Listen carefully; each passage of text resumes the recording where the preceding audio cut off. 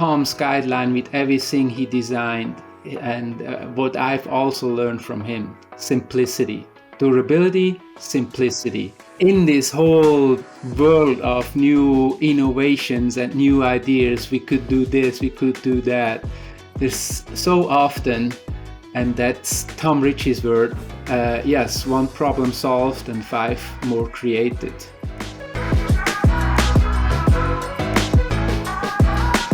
Joining us in the studio today is a former Swiss mountain bike and cyclocross racer, often called Europe's elder-statesman of mountain biking. He was on top of the Mountain Bike World Championship podium for the first time in 1996 and most recently in 2004.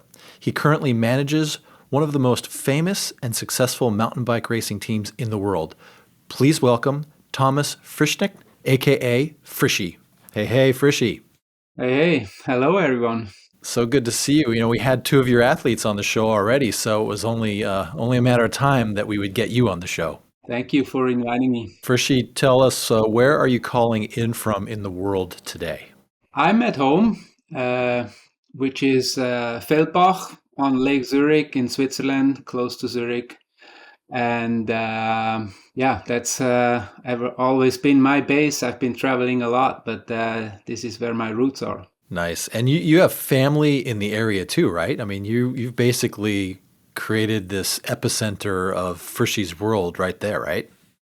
Yeah, we're Swiss. We're not moving that much, you know. We have our roots, and correct. My family lives close by. My children are spread out now. They're not living at home anymore, but they are close by, and my world here in Switzerland still remains in a very small circle.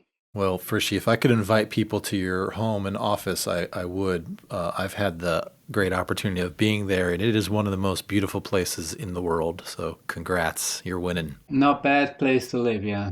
Frishy, thanks again for being on the show. You're familiar with the show, having a couple of your athletes on it. We like to start from some of the basics, childhood stuff, so we're just going to jump in. Frishy, where were you born? I'm born in Uster, Switzerland, 1970. And what did your parents do growing up? Well, my dad was a professional cyclocross racer for nearly 20 years. So it's kind of a legacy that I continued. He was very successful, winning 7 world championship medals in cyclocross in the 70s, early 80s.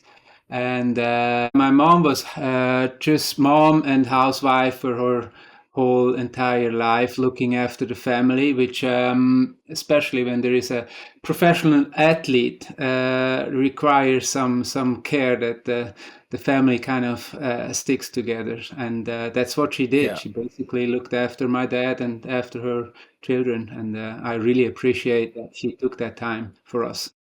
After you were born, was your dad still racing? Oh yeah. I mean, I was in the kindergarten every Sunday at races. I grew up. My playground was at the race site, cyclocross, weekend after weekend, and this is kind of. I didn't know anything other than cycling. Frishy, do you have any brothers or sisters? I do have a sister. She's 4 years younger. Yeah. Where is she, and what does she do in the world? She is the back office of the SCOTT-SRAM mountain bike racing team. So she's my left hand, basically, making sure that Nice. the bills are paid and everything runs smoothly in the office when I'm gone. Frishy, when you were a kid, going to races on the weekends, watching and supporting your dad, besides your dad, were there heroes of the sport that you looked up to? Did you admire others? Did you want to be like others aside from your dad? There is one athlete that stands out for me, and his name is Bernhard Russi. He's back in the days was the best skier we had in Switzerland, Olympic champion, world champion, and a guy that I admired a lot for just the person he was. very humble, down to earth, and I really liked this guy. But other than that, I mean, I've seen Eddie Merckx racing, I've seen Roger de Vlaming racing, all the big guys from back in the days, and they were actually, they're kind of not maybe friends is the wrong term, but they were like they were buddies with my dad, and I was just there, and I was kind of looking up to them. Yeah. Yeah. A lot of my life since the first day I was born is related to cycling, and I don't Yeah. regret. It's still the same. No, for sure. You've built an incredible life, an incredible career. I'm curious to know though, were you sort of predetermined or destined to be a cyclist or in the bike industry, or was there a moment in time, either in school, that you thought, you know what, I might be a doctor or I might be a banker, or was there another path, or was it always bikes? Absolutely, always bikes. I mean, we do have a system in Switzerland where you, after 9 years of school, you take an apprenticeship, which I did in architecture for 4 years. It is very important to make a living in Switzerland and just to have a base, a kind of like a regular job, And I finished that school, but all that time when I was in school, when I was 3 years old, 5 years old, 10 years old, 15 years old, and 20 years old, my dream was always to kind of get in my dad's footsteps, and cycling was my world since the very beginning. It's kind of like, when there are certain occupations, like your dad is a farmer. You grew up on a farm and you've been with, I don't know, animals or tractors and machines since the very, very beginning of your life. I Right. think, yeah, or back to when you asked me about the people I admired or my idols. My dad was always my idol for my Yeah. entire life, and I wanted to become like my dad. That was kind of how I ended up in cycling. All right, well, let's change gears, like the name of the show, and let's talk about your career. So it was inevitable that you were going to either be a cyclist or work in the cycling industry. So you started racing your bike, you started playing around. Tell us about the first moment that you had some success, and that success led to an opportunity. And what was that? Well, I had I was very gifted from the very beginning. When I entered my very first race, I won. And Huh. when I did like, I started 15 years old, the first year in the license category, under 17. I was 15 years old. It was 1985, and my father retired in 1984. And he Yeah. said, "Son, I come with you to 4 of the cyclocross races that you can choose from. Of the ones in Switzerland, they were at the time like between 20 and 25." And because he said, "I've been now 20 years going to cyclocross races myself. I want to have some free time finally."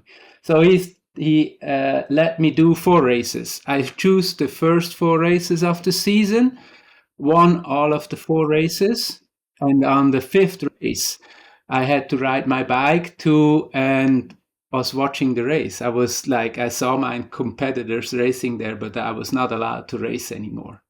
And Oh, wow. I had a pretty good kickstart of my career. And then the year after, I was very hungry and was super excited, looking forward to the season. And in that year, he let me do 20 races, all of the 20 races, and I won them all. So yeah, so I Wow. had a pretty from early years on. I first of all was gifted with some talent, and maybe there's a lot of things that I just knew how to do, like dressing up or what to wear.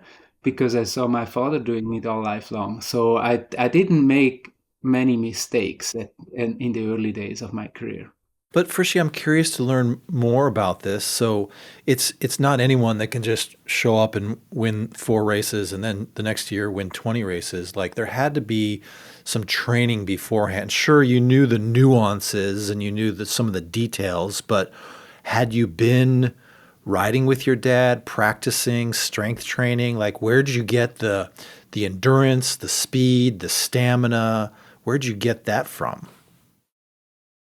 I had not many rides with my dad, to be honest. He was kind of like, yeah, pretty quick. I was faster than him when he retired, and I was in a good cycling club. I had a good coach, but there was no such thing as gym and power training, or like I didn't really Right. train very specific in the early days, but again, I think I was very talented. That was a big help.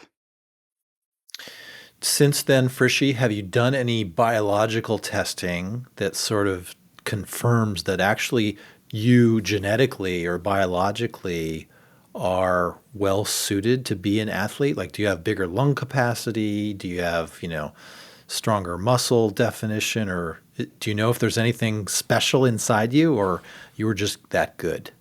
Uh, at the end, I think it's a bit of a combination of all. But yes, I do have a pretty big lung capacity. But from what was tested back in the days, I think those numbers and figures are not. You can't compare them with what today gets tested. So uh, I can't remember we tested any VO2 max or something like that. We were like Right. just kind of adapting a Conconi test that kind of came from athletics, that we built rollers with some resistance to get something tested, and it was all, we didn't had any power meters back then. um, and a brand new product came out, which was a heart rate monitor of Polar. So this was just like everything was at the very beginning, and yeah, there's like nothing compared to today's testing. The only thing we could test was speed, because the first cycling computers came along, and yeah, the heart rate actually was kind of the thing that was everything was related to heart rate, but not even lactate and Yeah. all that stuff that came after. All right, let's stay with your career then. So, at what point, did you join like a legitimate big team? Is that when Tom Ritchey discovered you, or tell us about that sort of moment? Well, as it was kind of obvious with the races I did, soon after I became junior world champion in cyclocross, and then I already had like offers from teams to race on the road with Paul Köchli back in the days. The Helvetia Losvis team was one of the big teams, and they spotted me, and but I had at the same time an opportunity from Dave McLaughlin, who was back in the days the team manager of Team Ritchie, and he invited me to come to race mountain bikes in the US, and I choose to take this opportunity. Uh, Mainly because I was just like, I thought like, wow, 20 years old, I can go to America, travel around. That sounded like a dream life. And Sure. I there wasn't a real career planning, but I just did it because I was wondering how that life in the United States would be like.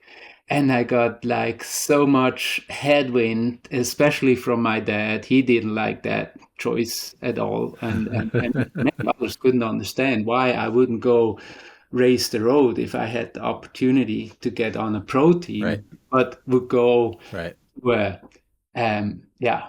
mountain biking at that time in Europe was not really considered to be a serious sport, to be honest. And Right. nobody really could understand why I would waste my talent and time to go race mountain bikes. But I did anyway, and it turned out to come out pretty good. You have a very special relationship with Tom Ritchey. You guys have been friends for a long time. He, of course, invites you out there, and then did you just click and did you collaborate on, hey, I'm going to join this team, and how did that work? Yeah, I mean, I got to know Tom Ritchey, and it was kind of at the beginning, it was not a friendship. It was like, oh, he was the god of mountain biking to me. And when I Right. saw how he works and how he sings and what he does, I was just totally amazed about this person. And the racing was one thing, mountain bike racing was one thing. But what I really learned, and that was different to European cycling at that time. Tom was like, and mountain biking in general was like an El Dorado of new stuff coming up, new ideas coming up. The mountain bike was not yet defined. And there was like, so many like ideas that were floating around. And like if we would ask to somehow find another way to hold on a mountain bike handlebar, we created some bar ends, and then the bar ends were invented and were on the bike. In Europe, in cyclocross, we were like still on old-fashioned stuff, and nobody really thought about making things better or changing things. We just were writing what we were given to without even thinking this could be done better. And Yeah. Tom Ritchie had the mentality.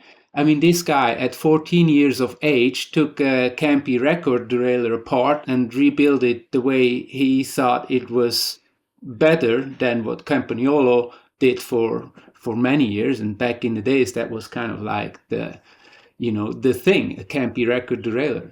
But he did a better one than Campagnolo, building his own with Campagnolo parts. Just like this Yeah. mentality, this is good, but we can do better, kind of made made me enter a school of cycling part development that I was Yeah. once in a certain part of with that team that was super interesting to me. And that always went parallel to the racing. I was as much interested in creating stuff with Tom Ritchey than I was racing itself. So it was a Yeah. super cool Yeah. dynamic, and we invented stuff that changed the industry many times. Let's talk about one of those, and that was gearing. Tom was always playing around with gearing, different gearing. The convention at the time was you would have 3 chain rings in the front, and depending on the time, you'd have, 7, 8, 9 cogs in the back. But Tom had his own view on things, and he was very experimental with gearing. Tell us about that time. I once told Tom what I really don't like switching the bikes, and I switched the bikes a lot from road bike to cyclocross bike to mountain bike. I always had a different Q factor, and I told him I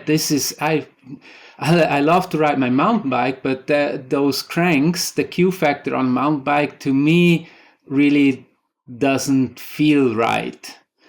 And then Yeah. he said, "Well, then we have to fix this and get a smaller axle on your bike." And as a result of this, we had to get rid of the third chainring, and just took them off, created some new cranks, grinded, but it was like a standard 3 chainring crank set that we grinded down, smaller axle, got the Q factor way better, way closer to a cyclocross bike or road bike. And then we thought, yeah, that is it. This is the way the way we want to go. And as a result of that, he came then with the so-called compact 2x9. The compact crank had then smaller chain rings. The two ones that were left, the big ring and the middle ring, they got smaller in order to have still the right gearing, And so the 2x9 basically was invented from the ask of getting a smaller Q factor. Let me just interrupt real quick for those listening in our audience that don't know what Q factor is. Can you just explain briefly what Q factor is? The Q factor is the measurement between between the two pedals. It's obvious that with a mountain bike frame with a larger tire, the frame has to be built a little bit larger, and then 3 chain rings, the pedals are just more spread out.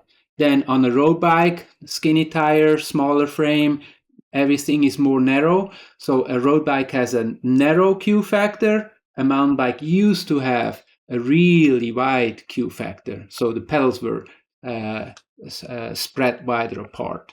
And it took SRAM quite some time figure that one out, that 2 chain rings are better than 3 chain rings. But once you guys did, you completely changed the world with 2 chain rings and soon after 1 chain ring. And that was kind of, in my opinion, the big breakthrough for SRAM. I would love to be a fly on the wall at Tom Ritchey's house when we started to push 1x and all the different chainring options, and then these massive 50 tooth and 52 tooth cassettes. I mean, is Tom smiling when he sees that? Like, finally the industry is going there. Simplicity and wide range. Is he excited about that? Yeah, I think so, yeah. Especially for the fact, and this was always the Tom's guideline with everything he designed, and what I've also learned from him: simplicity, durability, simplicity. And in this whole world of new innovations and new ideas, we could do this, we could do that. There's so often, and that's Tom Ritchey's word, yes, 1 problem solved and 5 more created. And that is kind of, he always looked at keeping the things as simple as possible. It's a good philosophy. Frischknecht, let's get back to your career. So now you're racing on Team Ritchey.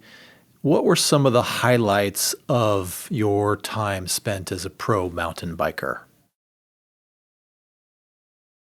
Well,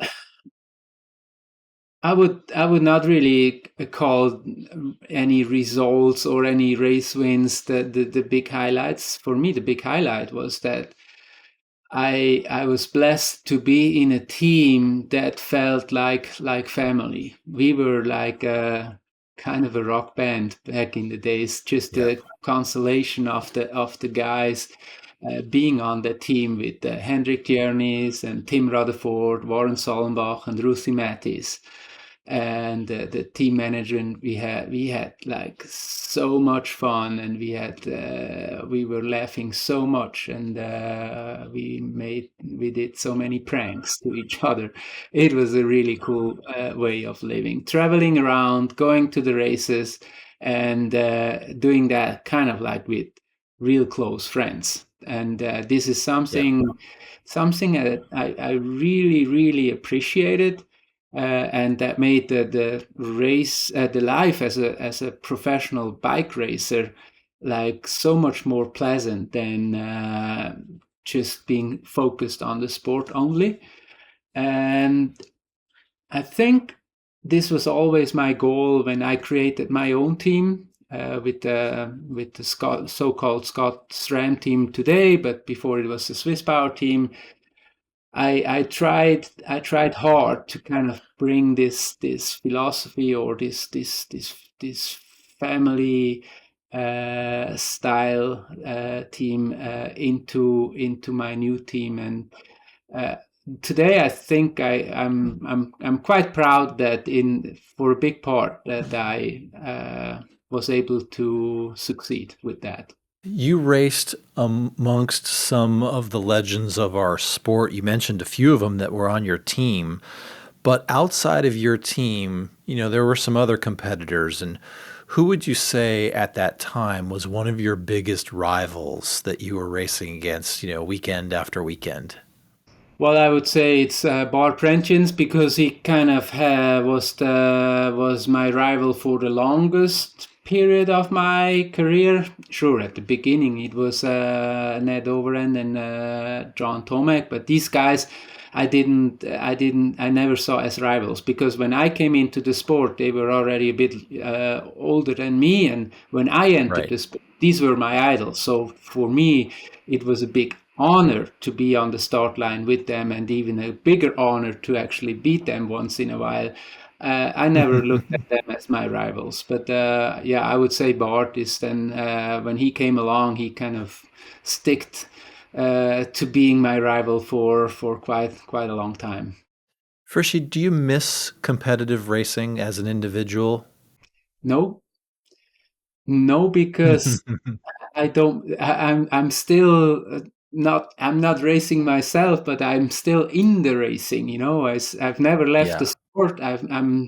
I'm still like in this epic center of racing, going to all these races with the SCOTT-SRAM team, being the handler of Kate Courtney and Nino Schurter for all these years. I've been working with Nino now for more than 20 years. So I quit my professional career as a racer 2008 and 2009. I was the team manager of the SCOTT-SRAM team. So it feels like I'm still in that racing, and I certainly don't miss to be at the start line myself anymore. But I suffer when Yeah. my guys and Kate's racing. Yeah, I suffer with them. So let's talk about your retirement and starting over as a team manager. What was it that either convinced you it was time to retire, and what was it that said, oh, you know what? I'm going to manage a team? Well, maybe I have to explain first that I was for 11 years with Team Ritchey, and then the whole steel frame came a bit out of fashion. Ritchey couldn't really afford to support a highly professional team anymore, at least not as a title sponsor.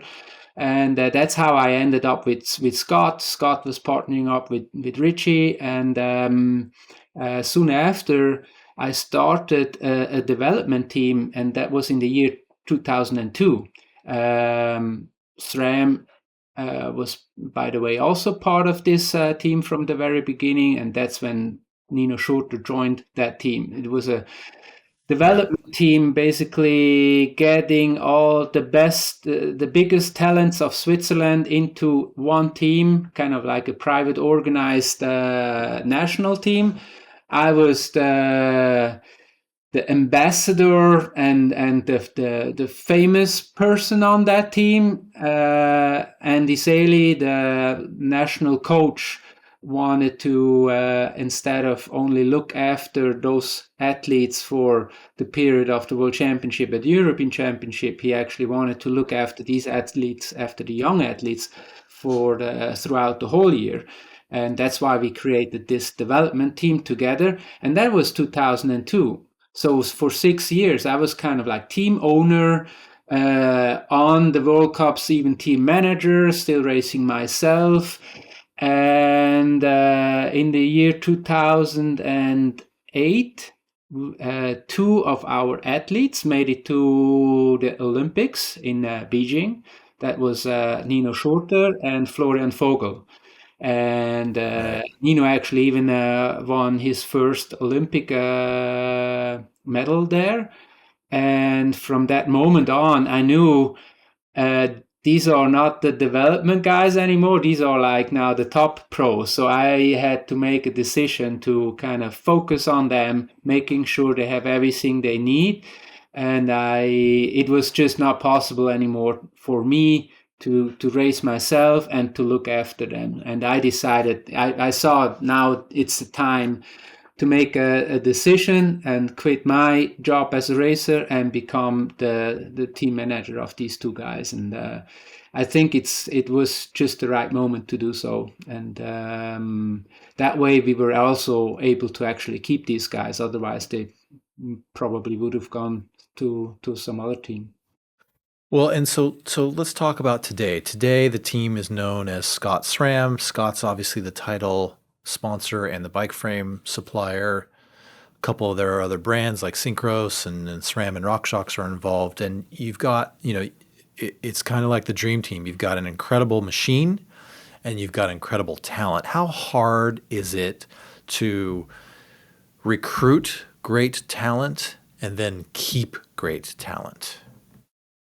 The first is a bit harder than the second one. Once you have some talent on the team, the way we operate and what we do for our athletes, I think uh, they would like to stay. So the second part Yeah. is the easier one, but yeah, finding great talents is sometimes also kind of a lucky gamble. I was sure was super lucky getting Nino on board at the age of 17, and yeah, it's gonna be hard when he retires to find a new rider, new athlete like him to replace him. That's obvious. Tell us about the team today. So you've got obviously Kate and Nino, but you also have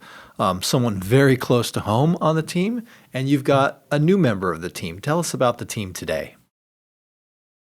Well, yeah, we have Kate, obviously, as she's been already world champion, World Cup champion. Even she is very young. She can look back to a very successful career already. Nina Schurter, I don't have to explain too much. He is the GOAT of the sport anyway. But then in all these years, my son was also racing for the SCOTT-SRAM team. And he's never been as a junior or under 23, like top guy winning any world championships or so, but has been always kind of shown good talent and developed consistently into the right direction. And looking at him today, I'm super proud having him on the team. He really developed in a strong, consistent racer. It's always a bit tough to be on the team with Nino Schurter, so we cannot compare André with Nino, obviously, but André made his own way. He's now 15th in the world ranking list. He's won 4 races so far this season. He's been together. He's been the partner of Nino for the Cape Epic, where they were 5 out of 7 days in yellow. So yeah, he's there. He's developed into a very strong rider. And then we have Filippo Colombo, which yeah, just had a brutal bad crash at Paris-Roubaix as he decided to do some road races to prepare for the mountain bike season. He's racing for the Q36.5 road team, has shown some incredible races, been in the lead for 110 Ks at Flanders, and he's been in top shape. And at the Arenberg cobblestone section, he had a super bad crash, breaking his elbow in many pieces, and just got out of hospital actually yesterday. And it's gonna take quite some time until we see him on a bike. Well, please wish him luck and success and a speedy recovery. He is such a nice guy too. I mean, such a pleasant young man to talk to. He's a great addition, bringing in some good vibe, very positive person, and with his Italian influence, also brings in a super cool vibe into the team. Frishy, what do you think is the biggest challenge you face as a team manager today? Oof. Well, right now it's managing the new World Cup that is hard to manage because Mm, I have barely any information of how things will go this year. right. Everything is delayed. They are with the back to the wall, getting everything together in time, and yeah, a lot of things will change this year, but we don't yet know what exactly, and this kind of keeps us sitting on needles right now. But I'm not the only team manager feeling that way. But other than that, I mean, Everyone's we're feeling that. looking forward to. It's a great chance to develop in a direction where we get even a wider broadcast and have more people being able to access our beautiful sport. And I'm sure it's going to get quite a bit of a facelifting in general, what we see, what happens in mountain bike racing. And so I'm positive that in the long term it will be just fine. But at the moment, it is really, really complicated for us team managers to get everything together. Except that we know that everything gets more expensive. We don't know a whole lot of this new World Cup yet. Yeah, you know, one of the concerns that I'm hearing about with the industry is one is expense, right? The just expo space and tech space, just everything's more expensive. But also, we hear the stories that because Discovery has such a big network that more people are going to be able to watch it. But if they charge to watch it, will people actually pay for it? And so, will we actually get the kind of exposure that they're promising is one of the big concerns that I hear about. Yeah, I mean, I don't know the answer to that question if it's the right way or not with Discovery now charging. Yeah, sure, the potential of a bigger audience is there, but if they have to pay, especially in those countries where we were well present with the World Cup in the past with Red Bull TV, let's say in Africa and South America. I don't know if these people have the money to actually pay for Right. it. So, but yeah, we'll see how that goes. What I'm also worried about is trying to make this sport even more international. I mean, the market really for bikes, where bikes are sold and where the sponsors want to be present.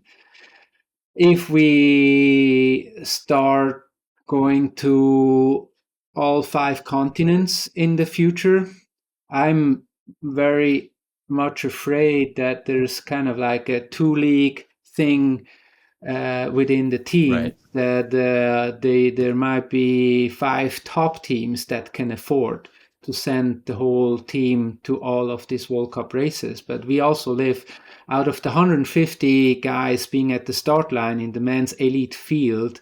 There is, I would say, a third that is covered at the highly professional by a pro team, and then there's like another third that has to kind of arrange themselves just making it there. And I mean, they are professional athletes and so on, but they're not like gifted with big huge trucks going to races, and they kind of have to manage a lot of it themselves. And then there's another another third that is national teams and so on that will never afford to travel to a World Cup in New Zealand or Asia or whatsoever. So I hope that we can keep things together, that they are doable for all teams, and that not money decides who has an advantage and who not. Frishy, let's change gears to talk about technology for a second. You know, you've seen it all. You started racing on steel frames. Inevitably, you experimented on aluminum and titanium and carbon. You've seen rim brakes. You've seen disc brakes. You've seen 3x, 2x, 1x gearing solutions.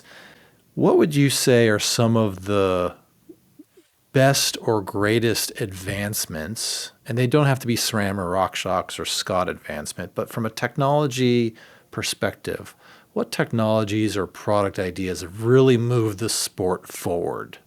To me, if I have to name one thing that really stands out, what was developed in the past 10 years that was the greatest advantage, was the dropper seat post. And in general, there were some doubts, and I include myself because I'm kind of like old-fashioned dinosaur, more like coming from the analog days of riding a bike. I had my doubts about electronic on the bike, and when the other brand kind of failed with electronic shifting. I had my doubts at the very beginning, but luckily I was in the early development that I immediately saw this is the new thing. You know, electronic shifting really solved a lot of things that we didn't have to worry about, and I was surprised, and in a way I am still surprised how troubleless this whole electronic on the bike works over all these years. Yeah. We have barely any fails, and you'd think, when I compare to my car, that always breaks and fails with some electronic stuff that doesn't work anymore. My bike is very reliable, I have to say. Yeah. Let's get back to the dropper. I'm curious just to learn more about your feelings. I agree. I think the dropper is an incredible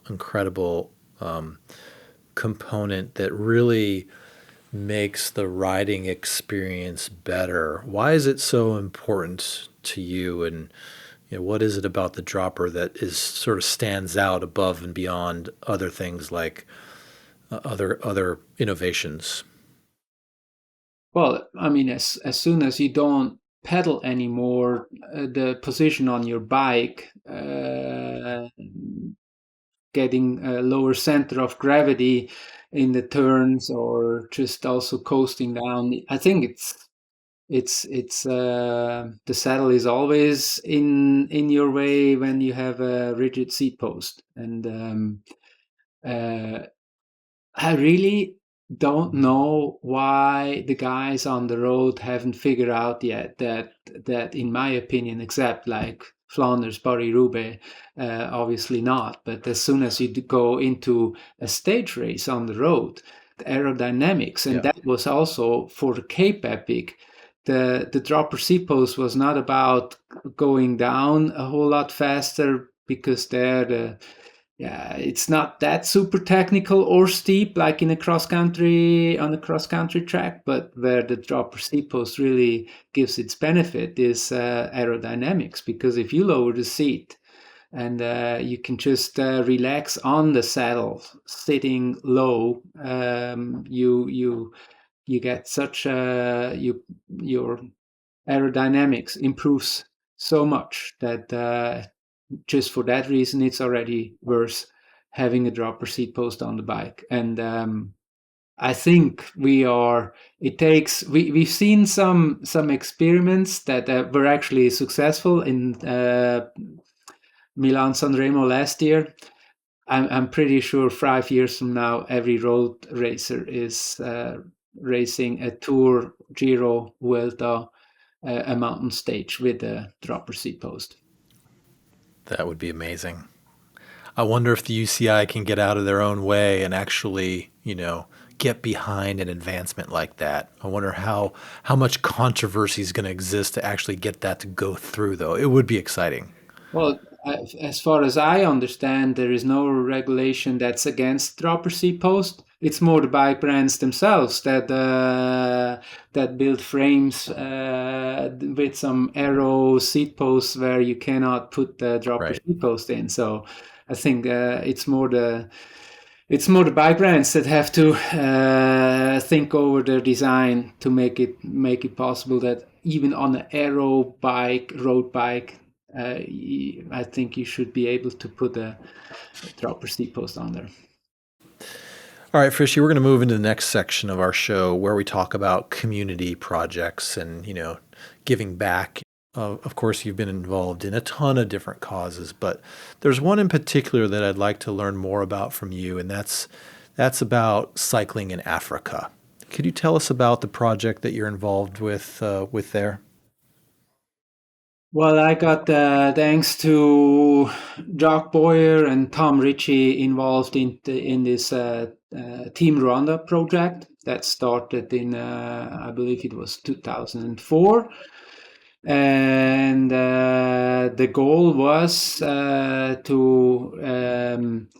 develop on one side a cycling team in Rwanda with the talents there are, creating a kind of a vibe around cycling, but on the other hand also there was this project with these coffee bikes that were specifically built to haul coffee bags or coffee loads to the washing stations, as at that time, even 20 years ago, the bikes that were used to bring the coffee to the washing stations were made out of wood. Wooden wheels, wooden frame, wooden handlebar. I mean, they look like wooden scooters, didn't they? Wooden scooters. Is like Fred Flintstone's bike from back in the day. Yeah. And so with the project, the cycling team we tried to create awareness for that project, and Tom went out and was looking for partners to actually be able to build a solid, simple cargo bike for at little cost, but which would still be very solid and reliable. And also SRAM was part of this project, putting in money or parts to have these bikes built. So a couple thousand bikes were built and shipped to Rwanda. The shipping itself was the bigger problem than building the bikes, I have to say. But I was more involved on the cycling team side. I was in Rwanda myself and got to know the structure they had there. They had a cycling test center that they built up. Jacques Boyer, the first American to race the Tour de France, was managing that test center himself, living there in Rwanda for many years.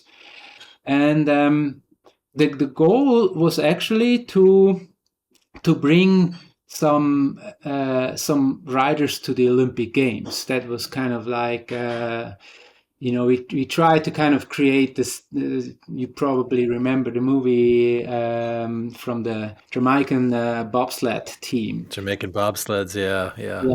So we wanted to get some African athletes to the Olympic Games. That was kind of the idea at first. I had to make them understand that this is not so easy, because you have to qualify, and that's something that takes time. But even more so, I'm super proud that we were working with some outstanding talents. We went with them to the Cape Epic. They were racing the Cape Epic. I was riding with Tom for Project Rwanda, and Jacques Boyer was riding with Adrian Nyoshuti was his name, from Rwanda, who made an incredible career. Frischknecht, did you guys leave? So, there's a couple projects in there that are, they're all impressive, whether it's developing a black athlete in Rwanda to get to the Olympics or the coffee bikes. Did you leave a legacy of infrastructure, or is there a program that still exists that people can follow or watch, or has it since been abandoned? No, it's going at full swing. It actually even expanded. It then was called African Rising, because soon they also looked after riders from Kenya, Tanzania, and other countries around. And now it's kind of a development center of Central Africa that's still in place, and still many talents come out of it. And you see also by the very successful Tour of Rwanda that has been growing now to one very important stage race, and actually also the World Championships, Road World Championships coming up pretty soon in 2025. So it's still a lot of things are going. Also in women's cycling, no one really was watching after the women in Africa who won the race bikes, and that's now also in place, and very successfully, yeah. And thanks to this, Awesome. there are now guys, in the Tour racing that went through the school or were part of the development of what was once started as Team Rwanda. Frischknecht, we are almost out of time, but we have one last section to go through. It's called This or That. I'm going to throw 15 this or that's at you. Just tell us what you prefer. All right, you ready? Yep. Pancakes or waffles? Pancakes. Coffee or tea? Coffee all the time. Tacos or burritos? Burrito. There's more in there. It's just a bigger taco. Spicy or mild? Mild. If I say spicy, it would be considered mild. All right. Cold weather or hot weather? Hot. If you had to choose to ride in the rain or the snow? In the snow. Mountains or the beach? The beach. I know the mountains. I know that bites. I said hot and not cold, and now I say mountains and no beach. But yeah. All right. How about to live, cities or suburbs? Suburbs, or even further out than suburbs. Cars or trucks? Cars. Pavement or dirt? Dirt. Gloves or gloveless? Gloveless. Clipped in or flat pedals? Always clipped in. Low pressure or high pressure in your tires? Low pressure. Big volume. Fix it yourself or take it to a mechanic? I have the best mechanic in the world just beside me. So even if I like to rent from my bike, I'm too lazy and give it to Yannick. And the last question, Frischknecht, dogs or cats? None of them. Fish. Fish. I can add other. Frischknecht, it's been a pleasure, man. It's so good to see you. So good to thank you for sharing your story. Congrats on an amazing career, and good luck at the race season 2023. Thank you. Hope you keep watching our beautiful sport, and then I'm pretty sure we cross paths. Yep. All right, man. Have a great day. Thank you.